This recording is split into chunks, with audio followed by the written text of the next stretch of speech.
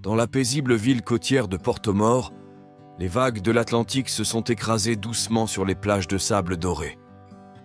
Federico, un homme d'affaires prospère et veuf d'âge moyen, marchait seul le long du front de mer, ses pas autrefois déterminés étant désormais ralentis par la mélancolie.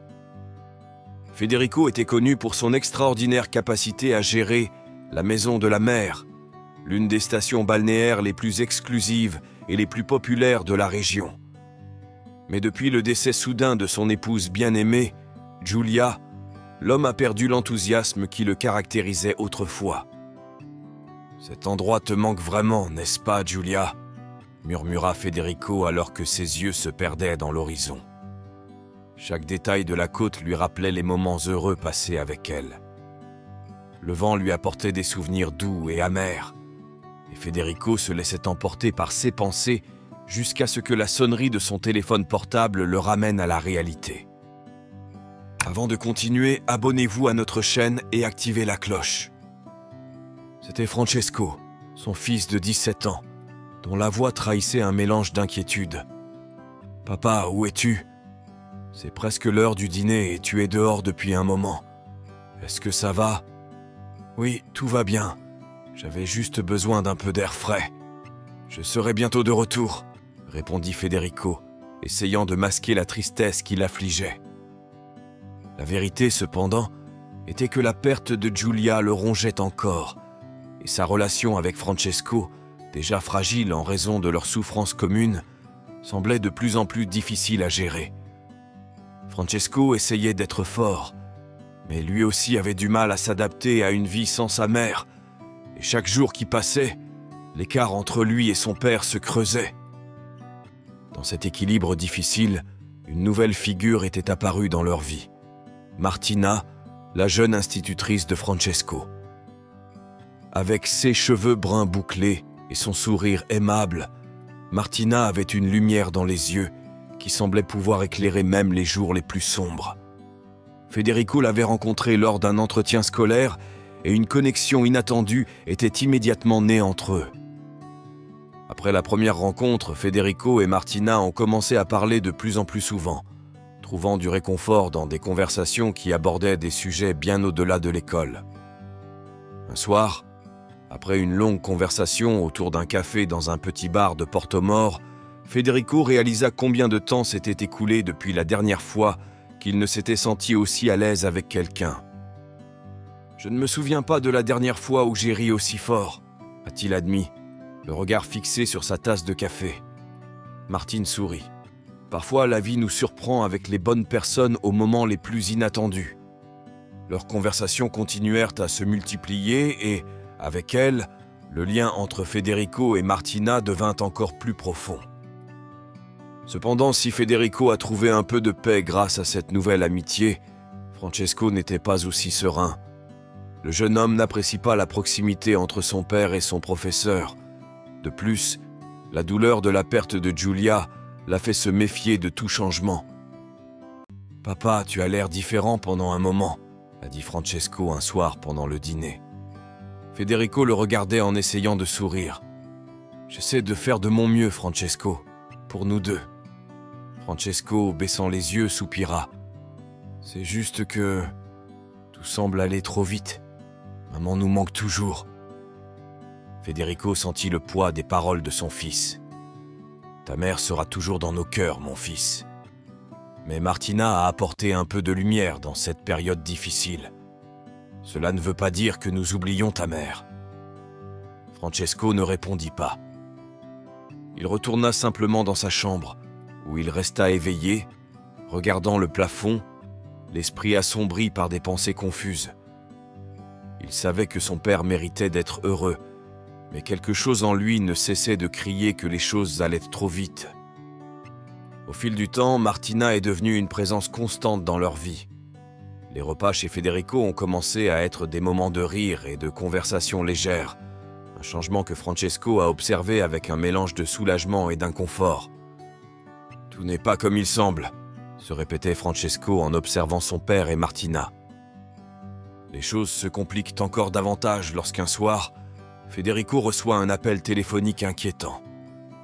Un investissement majeur dans la station avait échoué et elle était désormais en danger de faillite. Martina, toujours présente et bienveillante, a essayé de l'aider.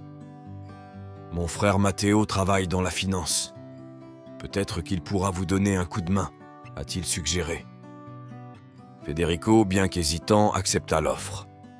Matteo s'est révélé être un homme charismatique et compétent et, au bout de quelques semaines, il a déménagé temporairement dans la maison de Federico pour l'aider à résoudre la crise.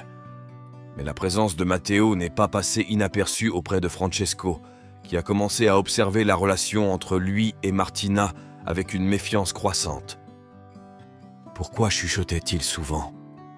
Et pourquoi, chaque fois que Francesco entrait dans une pièce, s'arrêtait-il? « Papa, je peux te parler ?» dit un jour Francesco en s'approchant de son père, le cœur lourd. « Bien sûr. Qu'est-ce qu'il y a ?» répondit Federico en déposant les documents qu'il examinait. « Il s'agit de Martina et Matteo. Tu ne trouves pas étrange leur comportement? Ils chuchotent toujours ensemble et je ne leur fais pas confiance. » La voix de Francesco était tendue, pleine d'inquiétude. Federico essaya de rassurer son fils. « Ils essaient juste de m'aider à résoudre les problèmes de la station. Il n'y a pas de quoi s'inquiéter. » Mais Francesco secoua la tête. « Papa, tu es sûr de les connaître vraiment? Je veux juste te protéger. » Federico resta silencieux, essayant d'équilibrer ses sentiments grandissants pour Martina avec sa loyauté envers son fils. Il décida de garder les yeux ouverts, mais au fond de lui, il commença à avoir des doutes. Les jours passèrent, et malgré les inquiétudes de Francesco, Federico demanda à Martina de l'épouser. La proposition a eu lieu lors d'un dîner romantique, sous les étoiles. Martina accepta et les préparatifs du mariage commencèrent trop bientôt. Mais Francesco observait tout avec une appréhension croissante. Le jour du mariage, l'église était pleine d'invités. Frédéric, debout devant l'autel, se tourna pour voir approcher son fils, le visage pâle et tendu.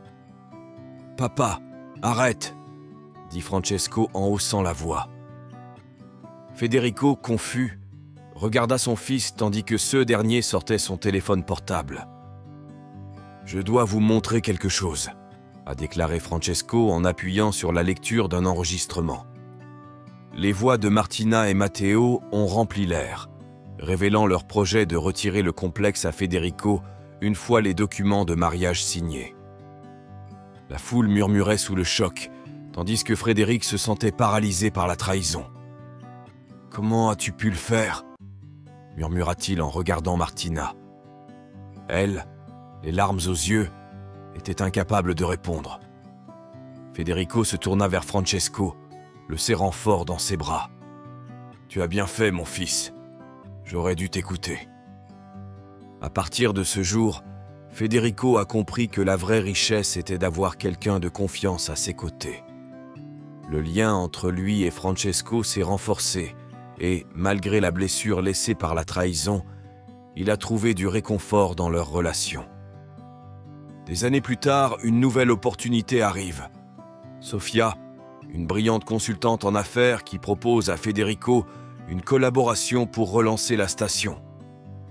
Petit à petit, entre discussions de travail et dîner du soir, Federico et Sofia ont découvert un lien profond. Grâce au soutien de Francesco, Federico a rouvert son cœur et cette fois, le bonheur s'est véritablement installé dans leur vie. Ainsi, père et fils, avec Sofia, ont construit une nouvelle vie, laissant derrière eux la douleur du passé et embrassant l'avenir avec espoir et amour. Avez-vous aimé cette histoire? Écrivez-le dans les commentaires ci-dessous. Merci d'avoir regardé la vidéo jusqu'à la fin et à la prochaine histoire.